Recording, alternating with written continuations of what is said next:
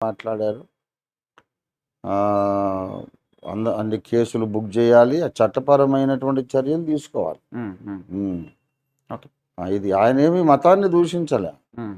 అది విషయం. ఓకే. సరే ఇప్పుడు వేదాలలో ఋషులు కనబడతారు. ఋషికలు కూడా కనబడతారు. అవును. ఋషికలు ఏమైనా పూలు ధరించినట్టు ఆ కనబడతారు. మీరు ప్రస్తావన అనేక సార్లు లేదు. వందల సార్లు చదివారు మీరు వేదాలు. ఋషికలు అసలు పూల ప్రస్తావన గాని, బొట్టు ప్రస్తావన గాని హ్మ్. వేదాలలో లేదు. హ్మ్. వేదాల్లో లేదు. ఓకే.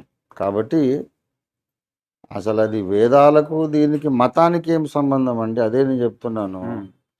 పూలనేవి చక్కటి పరిమళం వెదజల్లేటటువంటి హ్మ్. దేవుని సృష్టి. హ్మ్. నాకిష్టము. హ్మ్. మల్లెపూల వాసన నాకు చాలా ఇష్టం. హ్మ్. నేను ఈ కాలనీకి వచ్చినప్పుడైతే నా ఇంటి కిటికీ నా పడక గది